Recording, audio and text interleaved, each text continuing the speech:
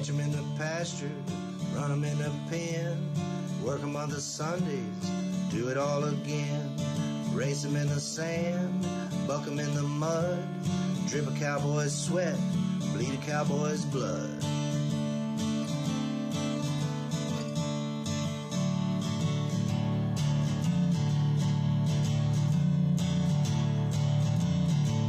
I'm Zeke Thurston, 2016 World Champion Saddlebrock Rider, and you're watching The Peppered Stewart Show. Yeah, well, Zeke Thurston, let's discuss that. You are watching or you are listening, but here's what's happening. People that make noise with music, make sounds. We are currently looking to update or possibly re-up the intro to the show. So if you're musically inclined, you want to take a stab at it, then here's your shot to do that. Stuff's happening today. We got a couple of guests for you guys. We're going to discuss the collegiate ranch horse world, talk about that. We've got a musical guest, Casey Kearney.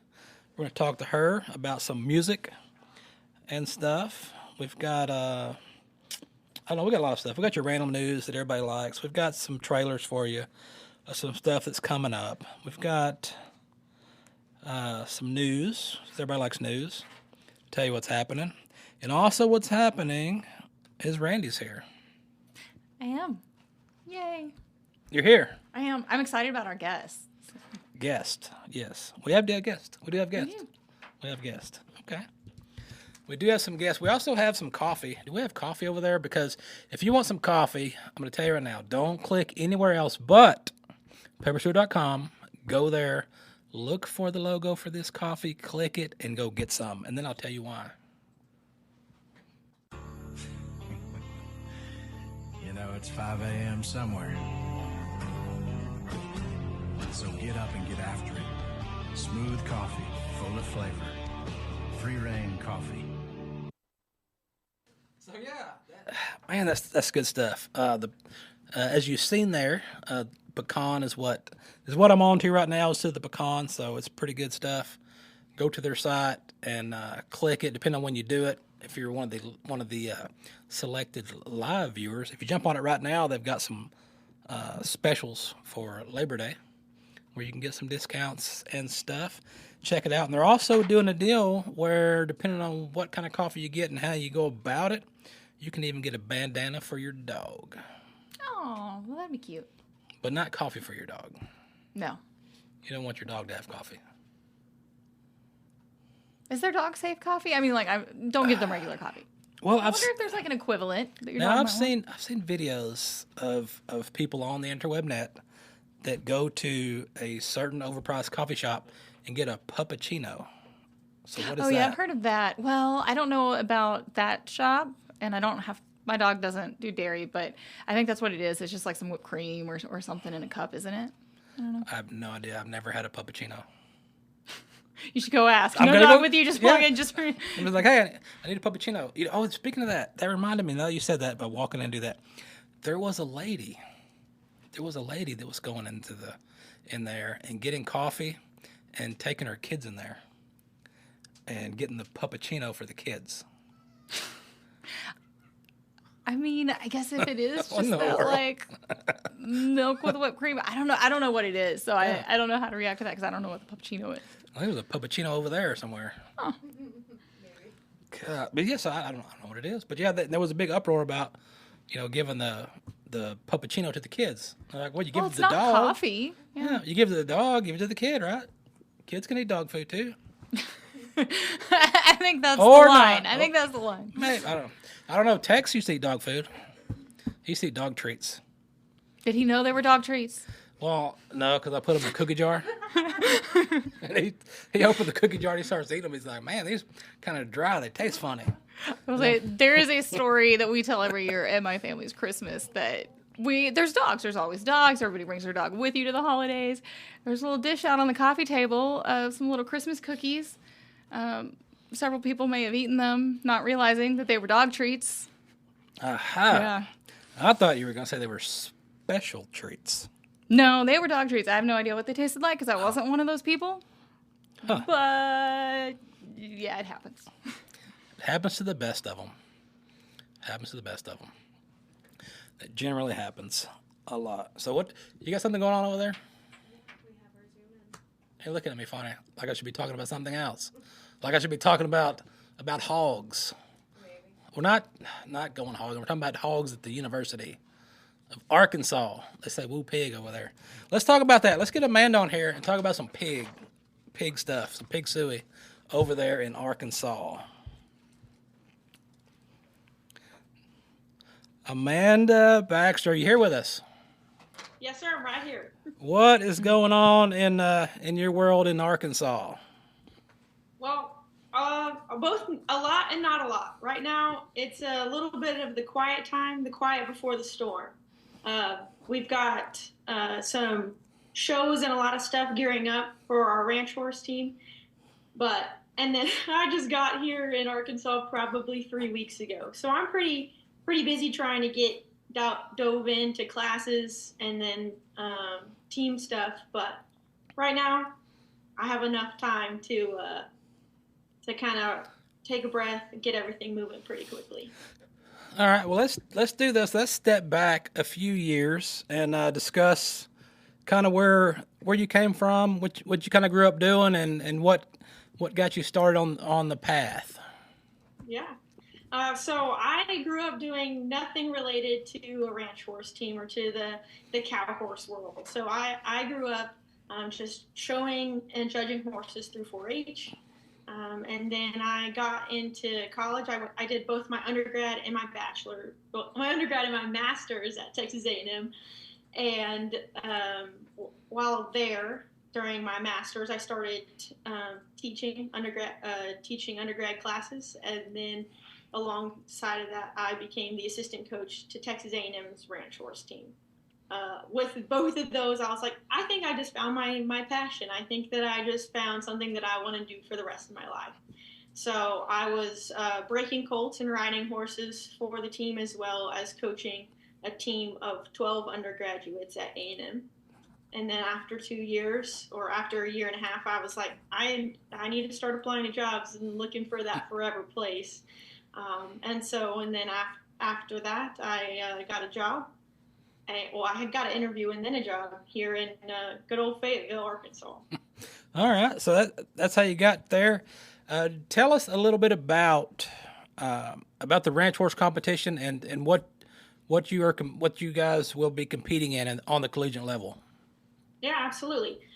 So with a collegiate ranch horse team, there's quite a few schools across the nation. A lot of them are focused in Texas, Arkansas, Oklahoma, and then a few in Wyoming, Tennessee, and Missouri as well. And so each team has to have collegiate riders on it, and we participate in 4 classes. So they do the reining with the big stops and the spins.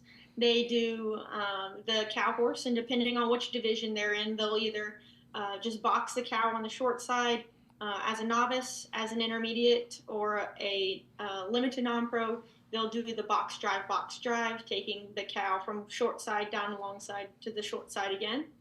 And then finally, with that non-pro, they do the full fence class. And so they'll do the fence turns, the circling, whole shebang. And then they also do stock horse pleasure or ranch riding to show the gaits and transitions of those horses. And then they'll end with a ranch trail class. So these have to be some pretty versatile horses, as well as some versatile riders, to be able to take these horses and participate and do well in all 4 classes.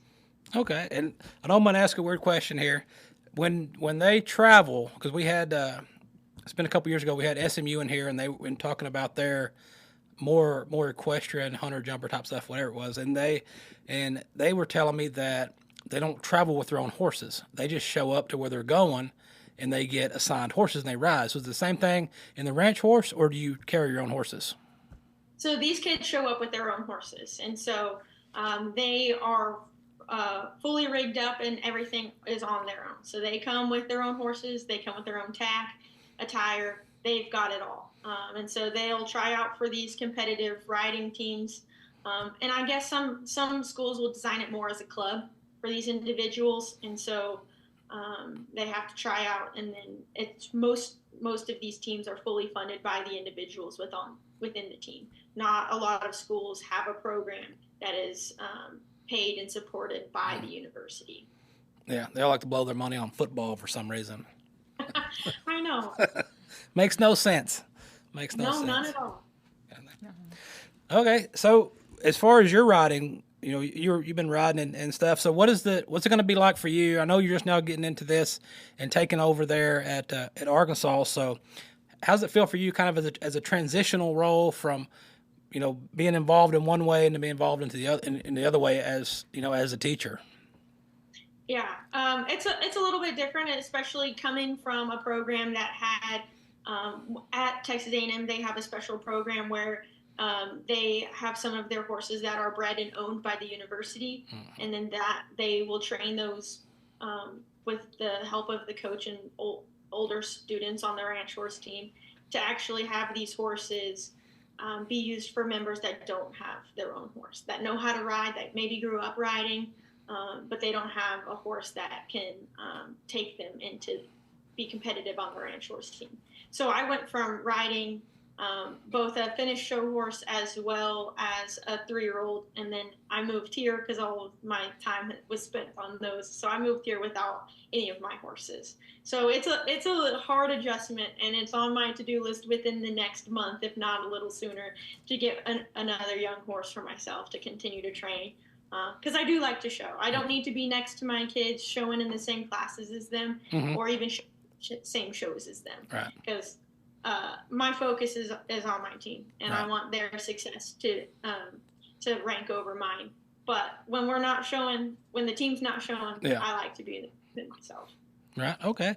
And so, have you now that you're getting settled over there, have you had time to meet your team and your students to kind of fill them out and see who's who and where they're at and kind of what they need to work on, what they don't, stuff like that? Oh yeah. So we started with practice the first week of school. I've got a group of 7 kids that are fantastic. They are wanting to be competitive. They are wanting to learn. And they greeted me so nicely. They didn't have any kind of hesitation. They didn't tell me what happened in the past. They were just like, you tell us what you want us to do and we're going to do it. And so I was really ecstatic about that. And so we've got a few riders in every division. And so I think that we'll be able to hopefully remain competitive as this Arkansas team has been previously. Okay. And I just went blank all of a sudden. So the young kids out there that compete in the youth events, whether they're junior high school kids, and they're looking to progress, from a high school athlete to a collegiate athlete in the ranch horse sporting world, what kind of advice or what kind of options would you tell somebody as far as what kind of path to take? Oh yeah. I think the biggest thing is to go and talk to those coaches. We are at all of the big events that those youth are at. We are at the NRCHA Celebration of Champions. We're at the Stock Horse of Texas World Show. And a lot of these coaches are also at just most of the SHOT shows or the Stock Horse of Texas shows in general. And so just by putting themselves on our radar, we want them. I mean, we want to have our team fully stocked, and we want to have youth that have the experience in riding. It doesn't matter if you have experience riding out on the ranch, if you have experience in the show pen riding cow horses, riding reiners, it doesn't matter. We want you. We're pretty excited about you, especially if you have that just in the saddle experience. And so I think my biggest advice would be come talk to us, go see what school you're going to best fit in at. Because I'll tell my students, school is your first thing. You come here to go to school, then you just happen to be on my ranch horse team, and hopefully we're going to happen to be a pretty competitive ranch horse team. And so find a school that you like, that you want to educate yourself at, and then come be on my team. Okay. All right. We will do that. We'll let them know as well. And we appreciate you visiting with us and taking some time out of your day, getting settled in over there and in Arkansas. Gotta be a little different than A&M. And we'll check back with you probably in a year and kind of see how things are going. Absolutely. Thank you. Thank you. All right. So from going to Texas A&M to Arkansas has gotta be different because that's why she was at A&M. A&M, that's the place to go. Yeah. If you want to do horse sports, you want to be horse involved, that's where you go. That's where I did my equine reproduction at Texas A&M. I wasn't doing that. It was studying, learning stuff. I didn't say anything. I know what they were thinking. I was focused on the fact that you paused a little bit after you want to be a horse, and then you paused between the next word. I was like, am I just not going to address that? Or Yeah, it's like, I don't know. But I don't know, that's interesting because that's why I always ask, and people watching are probably like, what is he talking about? Why is he asking that? Because it seemed so strange to me when we were talking to the SMU girls that were here. Yeah. And they talked about that every event they went to, they just were handed out a horse and had to ride it. That makes it like, almost a different sport, almost. Yeah. Like almost a different category of event is an unfamiliar horse. So I'm guessing by what she's saying that maybe that's just a hunter jumper type deal. Maybe, yeah. The more equestrian, as they say, which it's all horses, but I mean proper. It's horse proper. It's equestrian. Okay. Equestrian events. And so that's what I'm thinking. It's got to be something to do with that. But yeah, that was the weirdest thing when they told me that. I was like, what? Yeah. So they can just like, hey, we got some terrible horses over here. Here, give them to them. I don't know. Yeah, it feels like a setup to the visiting team. That's what I would think. But anyway, Amanda set us straight on the ranch horse stuff. Yeah. So It's exciting. that was a good deal. Speaking of events, you've got a schedule here. Schedule events for what? What did you find an events for? I don't know. I just have the list of dates and places. You were going to tell us what happens there. Poop. Bull poop happens there. Well, probably, yeah. I mean, there's going to be a lot of animals, so It's it's the 2025. It's the future. 2025 is in the future. And that's going to be the PBR's Unleash the Beast schedule. They threw it out there, dropped it for the people to go see. So if you're wanting to catch some professional bull riding in 2025, there is a ton of places you can go. And it starts this year. So wait a minute, guys. Why does it say 2025 schedule, but it starts in November? See that? You notice that? It ends in 25. Well, yeah, I mean, it's a season. Yeah. Come on, guys. So it starts this year. In what, 2 months, 3 months, something like that? I will say, if I want to be in Arizona any time of year, I'd pick November. November. So it's probably a good choice. Yes. When I was in June. I was in Arizona in June, back in Corona time. That was not the best time to be there. It's hard. So they're going to kick it off in Arizona in November. Then they're going to go to California, which apparently is still allowed in California for now. Depends on who you listen to. That's why they got to sneak that in early in the They're schedule. going to get there quick because California's trying to shut it. You know, California's trying to push. They're trying to push some kind of ban on stuff to where they're trying to push it to the fact where you can't even ride a horse or nearly even own a horse anymore. Because when these activist people, whatever, when they go after something, none of them ever go at it logically, which sounds weird, but they don't think logically or common sense. It's just 100% no, end it. And that's what they're pushing for over there. Because I see it all the time on the internet.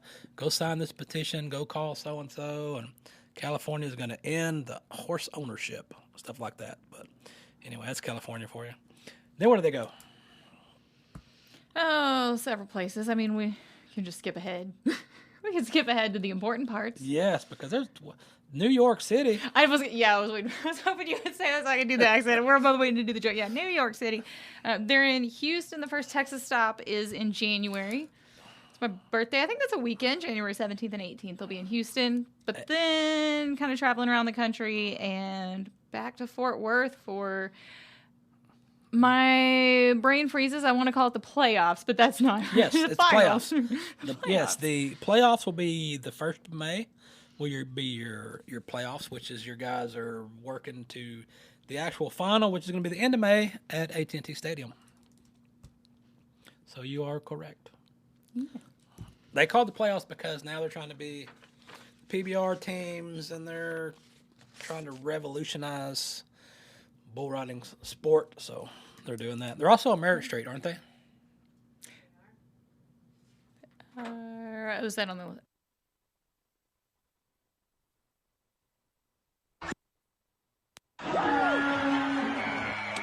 The toughest sport on dirt has a new home. PBR is now live on Merritt Street. One of the greats. It all starts Fridays with PBR Now Game Day. Then every weekend, it's live coverage of the PBR's Camping World Team Series. Move mountains. Plus, we wrap it all up with the post-game report right from the arena. They take it all. We're going live every Friday, Saturday, and Sunday, and it's all free on air on Merritt Street.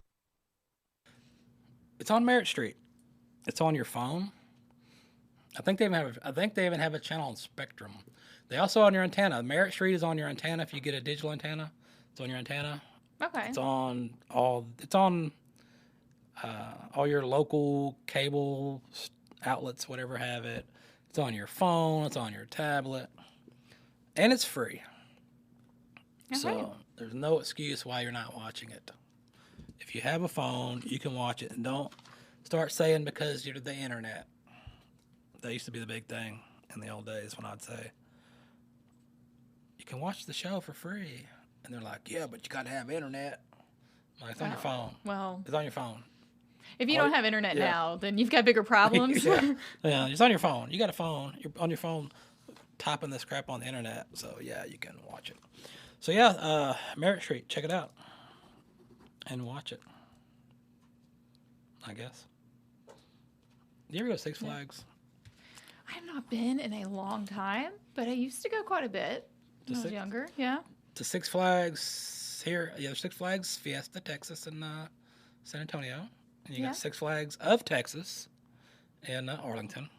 And I did not know that they have a Six Flags in Mexico. Oh, yeah, I didn't know that either. I knew they were across the country. There's various versions of the Six Flags. I didn't know it was like a international, type thing. But yeah, apparently it's across everywhere. And if you get bored and you want to go hang around at Six Flags, you can do that in Mexico, like these people did. Okay.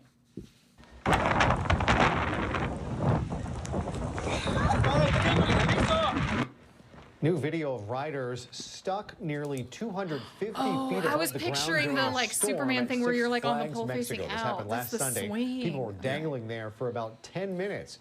The theme park says the storm disrupted operations for this ride and not just several stuck, others. but in a storm. People were eventually evacuated after the storm got worse. Thankfully, no one that roller coaster in the background, though, they have one like that in Arlington. Hello, I'm Mark Brown. Get more great ABC7 coming. So yeah, you can go hang around over there. Yeah, you can hang around. And not just stuck, but in a storm. Be stuck in the storm, yeah. Just my times. Okay, I got a few minutes. So let's do this. Teton Ridge is unveiling their short film series called Window to the West. It's Teton, which is the leading force in Western sports entertainment. They announced the launch of the new series. So the series opener is going to be called Horse Sense, brought to you by Brumball Furniture and Design. And it's going to debut September the 23rd, featuring the NCHA Hall of Famer, Don Benuelos. And, he's a back-to-back champion of the American Performance Horseman. And it's going to start off with him. So here's a little sample of what's going to happen. I just try to put my foot in the stirrup as much as I can, as much as possible. I'm grateful for every time I get to, but with that comes a lot of fails. I don't really think that people understand how much goes into what we do to be competitive. More than $6 million in earnings. He didn't waste any time turning around and getting back in there. He is just a talent like this. This is where the money is made right here.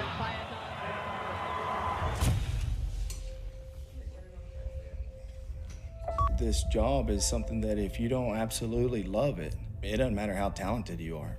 Being able to go that fast and turn that hard, and a horse is literally giving you their everything to put on a show in 2.5 minutes by separating a cow the best that you can and keeping that cow from the herd is our entire goal. Whoever looks the best and does it the most correctly is gonna come out on top.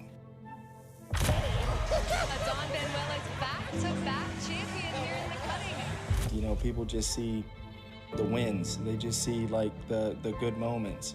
I'm only responsible for really about 20% of our success. There's so much pressure and fatigue and frustrating moments that people don't get to see. Watching your team and your family and everybody give 100% to get me to town in the best way, to feel the most competitive that I can, it's a beautiful process that goes into what we do.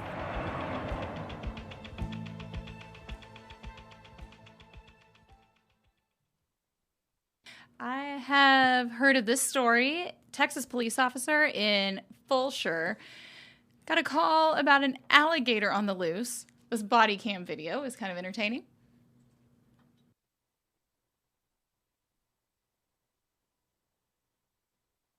Right up here? Yeah. Oh, right there. I got a pole, but this one's kind of small, so I'll grab it.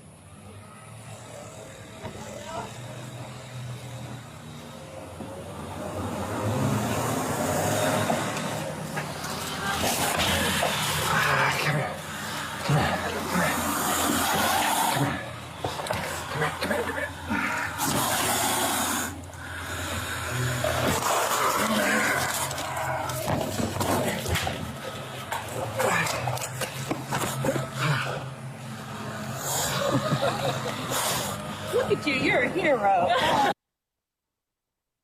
Aw, it's What? an angry little thing. He's just little.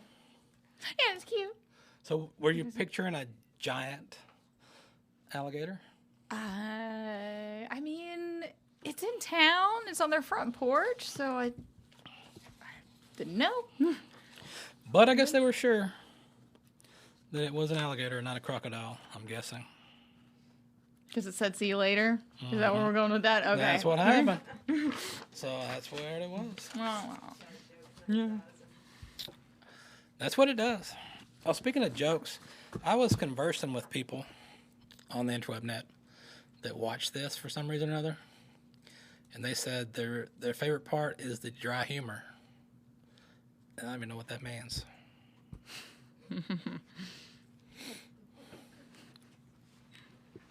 So what happened? We got something going on over there?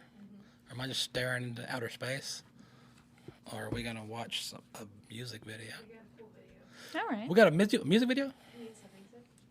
Well, let's do that. Let's do a music video of Casey Kearney, and then we'll talk to her.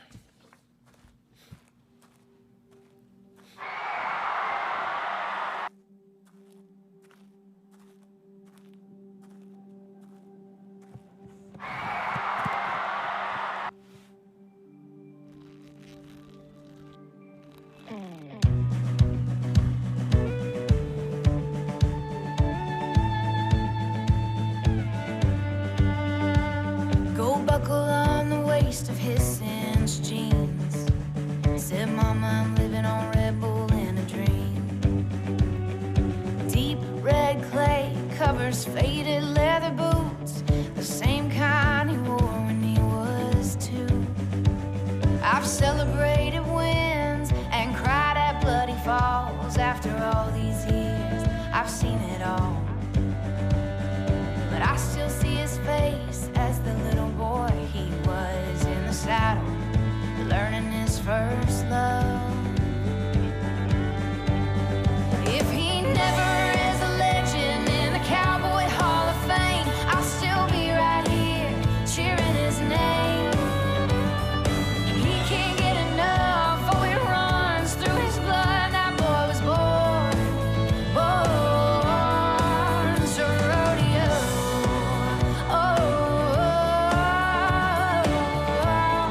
Born to rodeo.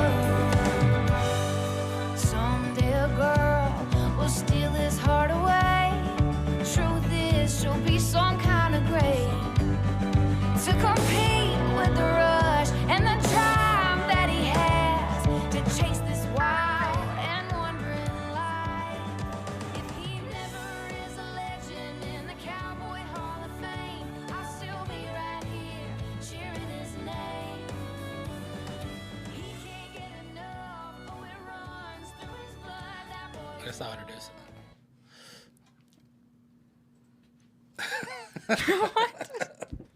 Oh, fun! The fun with live. Live is always fun. Right here, we've got Casey Kearney. Casey Kearney, what is happening? Hi, how's it going? We are doing good. Just checking out a little video there, seeing what's happening. Casey Kearney, the country music singer who also did sneak off and do a little national anthem at the NFR. So, Yep, 2023. It was great. so how was that when you got that call? It was like it was the best moment. Oh my gosh, I loved it so much. It was so exciting. We had been talking for a while. It had been a year or two that we had been talking, trying to make it work out and stuff. And when he called, he was like, "Hey, are you still interested?" I'm like, "Yeah, for sure." All right, so let's dive back. Let's dive back a little bit and go back to so growing up. You grew up on a farm, ranching, rodeoing, or how'd that go? No, not really. We didn't start. My kids wanted to rodeo, and we didn't start doing that till about 5 or 6 years ago. Me and my husband barrel raced, and he team roped. I barrel raced, and he team roped for early on. And then the kids weren't interested, so we sold everything. And then we got back into it about 5 years ago, and we go hardcore now. So we do that. We usually have about 10 horses here, and we travel everywhere all the time, just like all the regular rodeo people. Right, right. Is live. Maybe I'm skipping ahead a little bit, but something caught my eye. I saw the song and music video for Waffle House. I was looking at the little write-up about that now Waffle House is in Waffle House jukeboxes around the country. That is pretty cool. Yeah. How did that... it's pretty fun. Yeah, I was going to say, have you ever gone in and then heard it play there while you're at the Waffle House? No, everybody just sends me videos all the time when they go eat there. And so they send me videos of them dancing or them playing it and them eating and all that. So, yeah, everybody sends it to me all the time. It's fun. And they love to tell all the employees about it. But I know her. So. Oh, yeah, that is awesome. That's and do you have... Maybe you were going to ask about this. And again, I'm sure I'm jumping all over the place in the questions you had planned.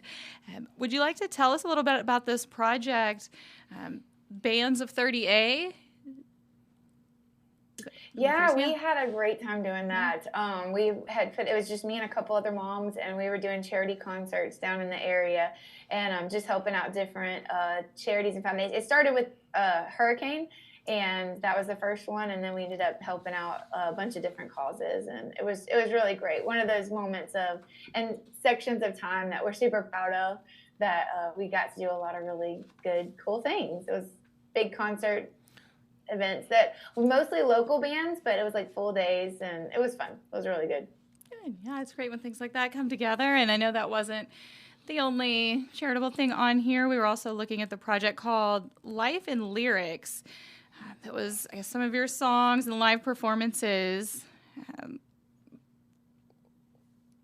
Sorry, I'm frozen in my brain freeze because I was waiting for Pepper to step in with us. Where it was a project writing a personal story or putting poems and ideas to music and providing that organized outlet for the creativity. Can you tell us some about that? Yeah, I kept getting these requests. I would play shows, and they would hear my songs that I had written. Because Waffle House, I wrote about a couple. It's a true story. And so people were hearing... Oh, no. Oh, no. We froze. Are we froze, or did it... No, it's her reception. Uh-oh. The internet. Well, she should be back. The internet is... Shortly, as soon as the internet will allow. That's what, like I said before, fun with live shows. Fun with live shows, guys. Do it live. Bill O'Reilly said do it. Do it live. So we're doing it.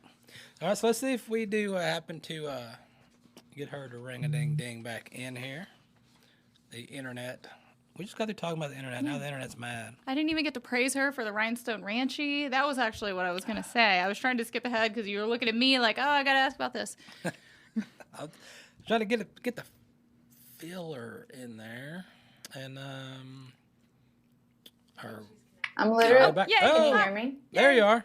Yeah. I'm literally sitting right next to my Starlink. I have no idea why it just cut off, but whatever. Oh, that's okay. But Waffle House...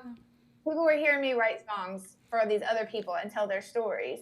And so then they started asking me to do songs for them. Can you write a song about this or that? And so, or I have these poems. Can you make them a song? And so we just kind of started doing that, me and my producer, Doug, and it's been fun. We like doing that. One of the things I was saying when we were cut off there was like, oh, I didn't even get a chance to praise the Rhinestone Ranchie because I saw the video and I feel like that has just coined a term and I love it.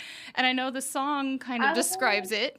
But how about for yourself? Can you just tell us, how would you define Rhinestone Ranchie and that attitude, I guess? So basically, I live on this ranch. We rodeo. We're around all these like cowgirls all the time. But when I play my gigs, then I'm very much a musician, and I'm very much like, I play a lot of. Some of them are really high end events, and some of them are just fun, cool, fancy, whatever. You know what I mean? I'm in sequins, but I'm just as comfortable in both. I'm just as comfortable in sequins and dresses and just fun as I am in muddy jeans and boots. And I love both worlds. I feel like I'm a little too much for each world, like a little too fancy, too country in the fancy world and too fancy in the country world. But anyways, that's where I literally wrote it's very personal kind of thing that I just kind of wrote it and wanted to write it. And I was like, the people who get it will get it. The people who don't are going to be like, what are you even talking about? I really didn't know the crowds really like that song usually. So it's been pretty fun to see that many people just, even if they don't understand, like Western people understand the only bronc I ride is sitting in the driveway on 35s. You understand that means a bronco and not a horse, you know what I mean? But I don't know how many other people actually get that line, but the people who get it, it's like if you know situation. Yeah, absolutely. Yeah, I'm right there with you. I love it. That's a new anthem for me. Oh, that's awesome. So some of the stages you shared with a lot of big name folks. What was your most memorable or your most favorite, act to team up with? I loved them all, and every single one of them, I think this is my favorite one ever. So I have a hard time picking. When we got to meet Brandi Carlile and do that Moon Crush, that was a really, really fun one. Of course, the Braves is always fun. When I just got to do the anthem at the Braves, the NFR was the top for sure. But yeah, it's been, and I don't know, a long time ago I got to do when it was called the Mullet Festival, and that festival doesn't even happen anymore. And because I grew up going to it and it's been in our area forever, that was really special. I got to do that one. I don't know. There's been so many. I think I enjoy them all. And I've played so many like smaller shows too that I think are so much fun, just smaller venues. Eddie's Attic in Atlanta was one of them we just recently played. That was so much fun. And like even just random listening rooms. Like I think I just love playing. So I think it doesn't even matter how big or small it is. I love playing it. I love meeting people, famous or not. I love meeting them all. I just have fun doing it. All right. So where are you headed next? What's your schedule look like to finish out this year? So we have quite a few things coming up, but I just finished off like a 2-week run of just being everywhere. So I know we're in Baton Rouge. I think we're going back to Atlanta. I'm always in the 38 area, just near where I live, in Florida. And so I'm just kind of around. We're just doing the thing around. Okay. I've got some new projects I'm launching, new songs. We're getting back in the studio. I'm trying to finish up the second half of another album. And so we've got half of it done. I got to get the other half finished. And so I'll spend some time in Nashville next month. And yeah, just doing the thing. Yeah. All right. So the folks out there that are wanting to check your stuff out, your schedule and all that, where's the best place for them to go? CaseyKearney.com is my website, and it kind of has the hub of everything. But Bands in Town is where I'm at, and I'm on TikTok, Facebook, Instagram, all the streaming platforms. I'm kind of everywhere. Okay. All right. We will let the folks know where to check you out, and I wish you luck down the road, and maybe we'll catch up with you again. Yeah, sounds great. Thank you so much. Thank you. All right. Just a little technical difficulty. Yeah. Fun with lives. It all worked out. Fun with lives, as I say.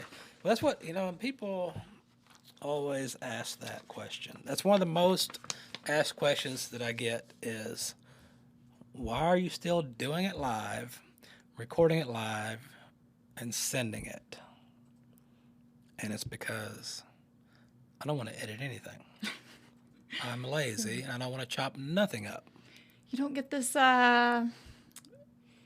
lovely last minute live feeling if you do it any other way. To me, I think the live is better because there's so many people out there that put out stuff, different shows, different things, and they put it out and they cookie cut it and they cut out the ums and the ahs and the stumbles and all that, or the something doesn't work. They can chop it up and make it look a certain way, but 90% of the time it didn't happen that way.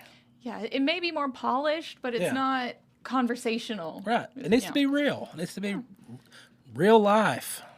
Right? We have real life over there. Speaking of real life, what is happening now? This is what's happening in real life for the people with the cows. This is coming up October the 1st. October 1st. The Texas Southwestern Cattleberry Association is going to have an educational webinar that is free to watch on the internet. If you have the internet, it's free on the internet. At 7 p.m., probably going to be Texas time. And they're going to talk about the newly finalized animal disease traceability rule. And I don't know what it is yet, or I would tell you, because I just learned this information a couple hours ago.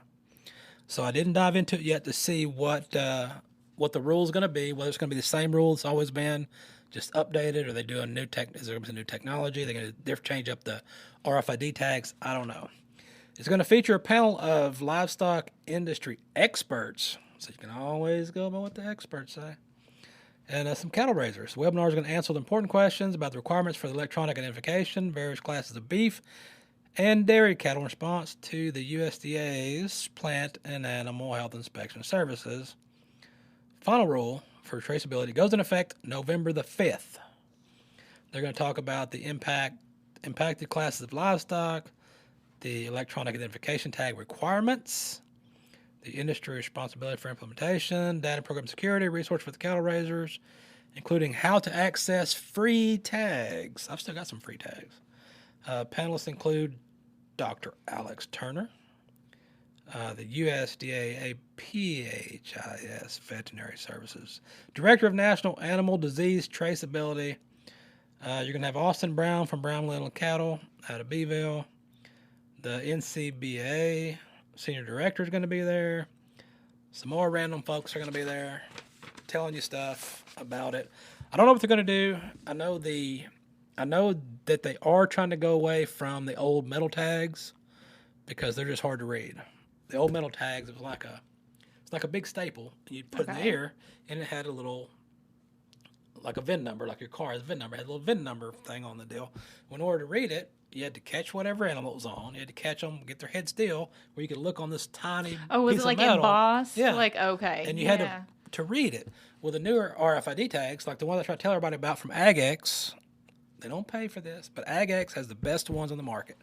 And they're RFID tags. You can scan them with your phone. They have a barcode on them. So you can scan it with your phone, or if you got a big RFID reader, like the wands, you can just walk into a pen, just wand like that, and you got all your information. You be a wizard. Yep. You could be Harry's Potter. Or is Potter's Harry? I don't know. But yeah, it makes things a lot simpler.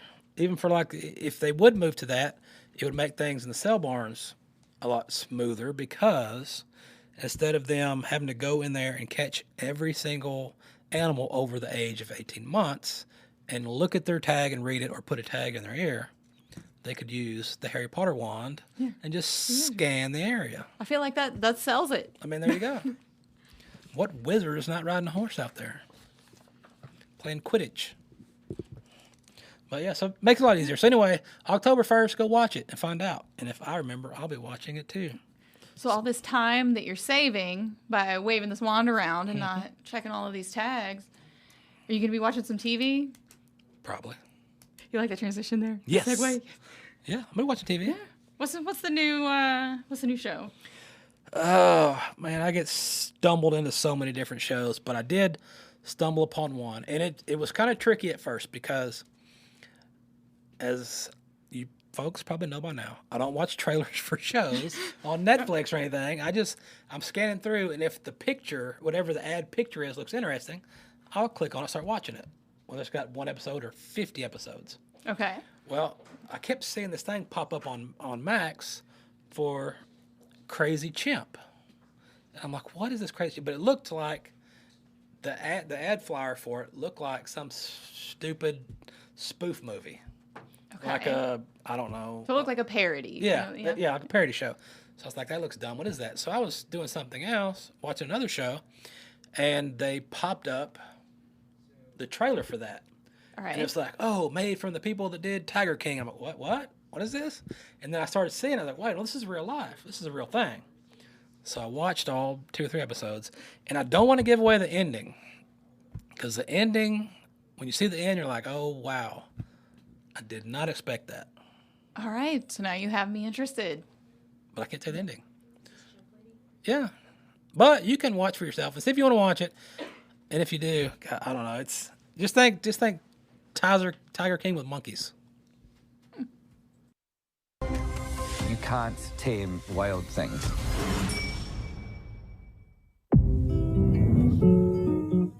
There is this culture of almost entirely women who raise chimpanzees and monkeys as if they're babies. There is nothing like holding, loving, being around a chimp, especially Tonka. And I'll do anything to protect that primate, anything.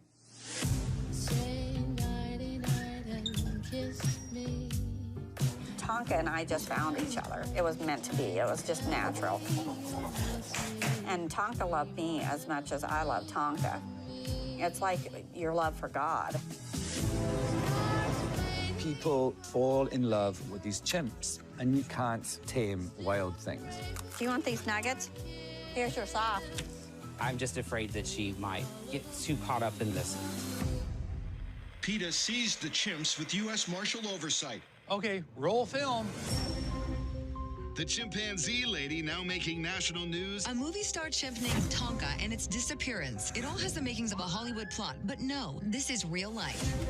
I keep getting to be the bad guy here, and I'm tired of it. When you're in love, your brain is out of control. There's chemicals and hormones and things happening to you that makes you irrational. They're gonna have to bring sheriffs and everything that they can.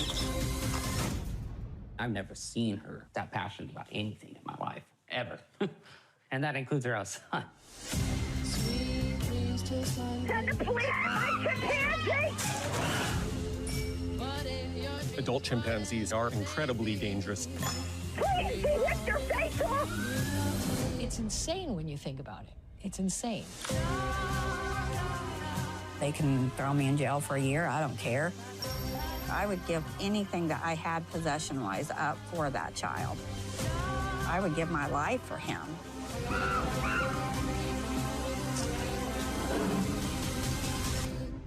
Chimps are my whole thing. You can shape them into being you. Dream a little dream of me.